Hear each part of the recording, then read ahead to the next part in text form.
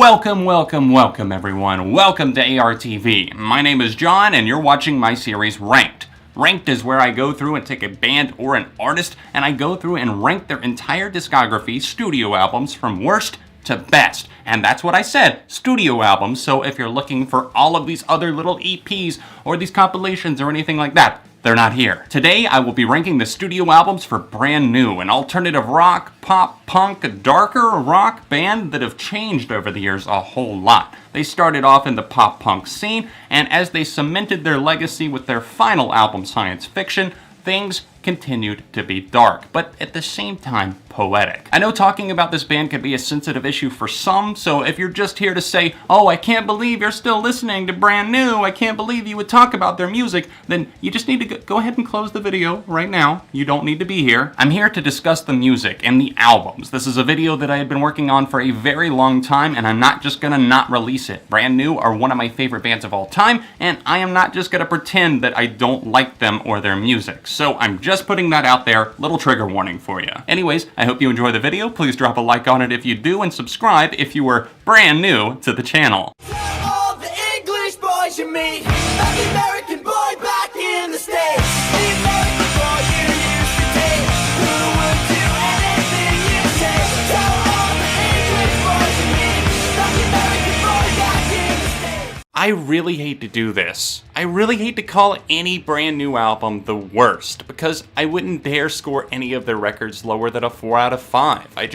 I had to pick one though because, you know, list obligations and such. Brand New broke onto the scene in 2001 with a resounding pop-punk tinged record after Jesse Lacey separated from fellow up-and-coming band Taking Back Sunday on very bad terms. While the war between whose side you were on and that debacle raged on for years, let's talk about the important stuff here, the music. Hands down, this is one of the greatest pop-punk records ever made. Its anger and frustration lyrically is fueled by an avalanche of incredibly well-played and produced instruments. It's insane to think that Mike Sapone had a hand in producing songs this early on with the band, as he at least co-produced every single album in the band's discography over the course of 16 years. Revelations and bitterness about young teenage relationships are often the primary target with Jesse Lacey's lyrical takedowns, brimming with fits of angst and rage. Sadness also creeps in on their brighter debut, which is a stark contrast to all of the other albums they recorded as their career came to fruition. The No Seatbelt song instantly comes to mind as one of the heaviest here, at least in terms of emotions. We find a completely battered individual at the end of their rope, trying to salvage whatever could be left of the relationship they had. For the most part though, this record is a blast to listen to from start to finish. 70x7 slams big time, Mixtape is a certified classic, and Last Chance to Lose Your Keys is one of the many underappreciated deep cuts that deserves much more praise than it gets. I do have a special place in my mind for Logan to Government Center as well. I dated a girl named Logan my freshman year of college, and she actually showed me this song, which just so happened to be the first song I had ever heard from Your Favorite Weapon. Therefore, it became special not because of her, but because it was my first taste of their debut album. Even though this is coming in last, it's truly a great album that has earned its place in pop-punk history.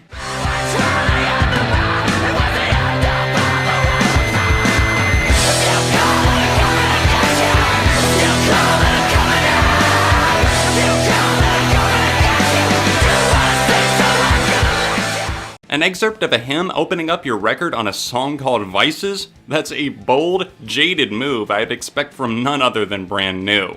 Daisy released in the fall of my senior year of high school, and contrary to what you may be thinking based on what I said while discussing Your Favorite Weapon, I actually wasn't totally unaware of Brand New's existence during those years. Daisy dropped exactly 1 week before I created the YouTube channel you're watching this video on, and in fact, it was one of the many inspirations for why I made the channel in the first place. Daisy is what I'd refer to as cumbersome, not to listen to, but emotionally. It comes from the minds of those who didn't know how to properly fight off their demons the majority of the time. This record is absolutely stunning in the sense that it almost always feels like it's on the brink of a total collapse, but never truly comes unglued. I owe a lot to this album in general for further opening my ears to a more aggressive style of music that didn't really seem to follow a specific mold, but also because of the song At the Bottom.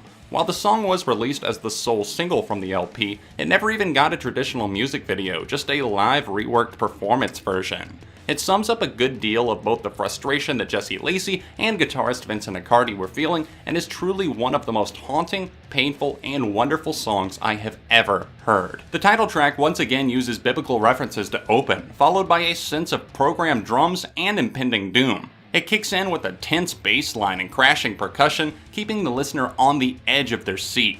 Sync features some fierce howls and wages war on an individual who the narrator sees as no longer being worthy of his help. You're gonna sink, so I'm gonna let you, with the guitars lashing out just as coarsely to match. Whether you're looking for the intensity and frustration of something like In a Jar or the maddening Bought a Bride, or perhaps the more reflective nature of At the Bottom or Noro, the closer on the record, this album has something for any kind of brand new fan. Secrets for a bug. Watch me as I cut myself wide open on this stage as I am paid to spill my guts. Won't see home this spring.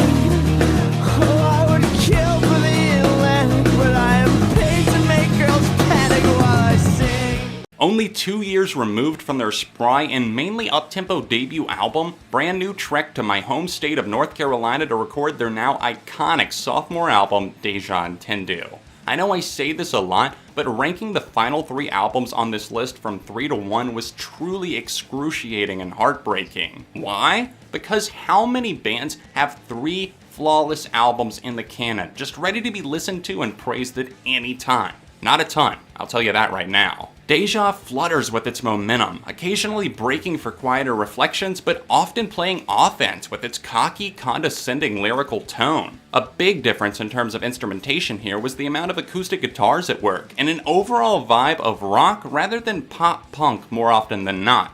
Absolute bliss is felt as many of these songs kick the intensity up to 11 as they play it cool in their opening act, exploding with sound in their finales. Perfect examples of this sonic explosion include the mesmerizing antics of Good to Know That If I Ever Need Attention, the addicting I Will Play My Game Beneath the Spinlight, and even the change of pace and almost vintage nightclub sounding, at least in its opening, Jaws theme Swimming, which really takes it up an octave once you hit the chorus. This album is best played when you're in the mood to truly listen, not just to the music, but to the songs as a whole. You'll be hooked from the short opener to the ever-important finale, Play Crack the Sky. But you're no teller, you're no surgeon. None of your cuts go very straight. Every new layer you uncover reveals something else you hate. And then you cracked your head and broke some bones. 16 years after their debut album and 8 since we'd even gotten an official new release from them, Science Fiction had no right to be this fan-fucking-tastic. Yet it is, and it only gets better the more it's listened to, serving up portions of wisdom from things learned by a battered and pained mind. I personally had written off the notion of getting fresh material from Brand New after numerous album delays, missed deadlines, and the fact that the band had already planned their disbandment for 2018. But I and many others were proved wrong, as a new LP came out of nowhere and tossed me and my stupid expectations upside down. Should I have called their new album a safe bet? I'm betting not, as Science Fiction masters the art of storytelling over its span of 61 minutes and 12 superb cuts. I must have played this album every day for 2 weeks straight after the album came out, and to some, that might sound like nothing, but for a music critic, that's rare, that you take the time out each day for a record because it's just that good. I don't feel the need to get super detailed here. Obviously, I gave a really long 5-star review to Science Fiction already, but I'll say this. They've still got it, and if this is the end, then they went out at the top of their game. Kudos. I used to be such a burning example. I used to be so original. I used to care I was being cared for. Made sure I showed to those that I love. Those albums that changed your life, truly, probably can be counted on 1 or 2 hands for most. Here's me holding up a finger for The Devil and God or Raging Inside Me. a work of art that I hold as one of my top 5 favorite albums of all time. As a jaded teenager that was coerced into attending Christian school throughout middle and high school, this album was extremely helpful and comforting to me. As a grown man far removed from those days, this album not only takes me back to the memories of a record that was a true friend to me, but it also unlocks so many doors that I never even saw within the album in the first place. Your mind never loses the time and place you have your first experience with an album like The Devil and God, and for me, it was at a bonfire in the fall of 2007, a year after the album's release. I was hanging out with some kids that were older than me, ones that I respected in terms of musical recommendations.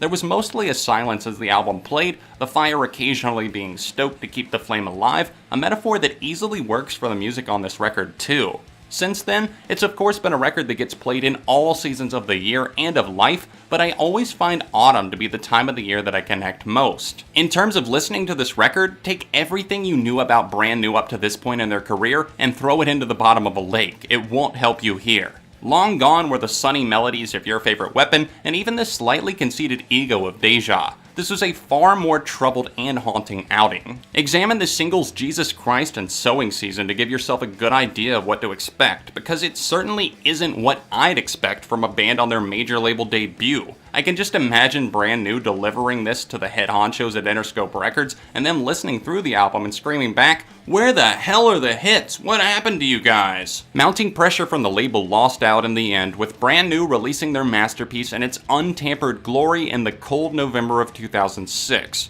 Songs were written from the perspective of a lost individual trying to find the answers, but never really coming up with the formula to conquer life's demons. Many people also forget that the songs such as The Tragic Limousine aren't written from the perspective of Lacey or Riccardi, rather that of the family of a young girl who had been a flower girl at a wedding who died at the hands of a drunk driver in a limousine, adding in the blurred narration of the driver as well. The expressiveness of the guitar and bass are euphoric in an unconventional way time and time again all over this LP, with some of those solos feeling like a kink that's been worked out of your back after all that tension that's been wound up in the song prior. You Won't Know is ripe with this expression, as is the downright depressing Sowing Season. De Gausser is one of my favorite songs of all time, riddled with anxiety and payoff, while something like Not the Sun feels like a ray of light in the midst of an unrelenting storm. Millstone is in its own godlike tier, opening with a bass that transitions it perfectly from the record's opener Sowing Season. I could write an essay on this entire album's meaning and importance, but I'll wrap it up by shouting out a few more of the most underrated songs. Please check out the gut punch Luca, the amazing instrumental transition track Welcome to Bangkok, and the album's warped closer Handcuffs. Brand New's best album, ladies and gentlemen, The Devil and God Are Raging Inside Me. That's it for this episode of Ranked, Brand New Edition. How would you rank their discography? Sound off in the comments section down below, drop a like on the video while you're at it, and of course, if you're able to, please support me on Patreon at the top link in the description. It helps harder videos like this continue to be able to be made on a monthly basis. You can go directly to my Patreon by tapping that annotation right over there. If you would like to see my top 10 Brand New songs, then tap right here, or see the last episode of Ranked right over here. All of my socials can be found in the description, and I'll see you very soon right here on ARTV.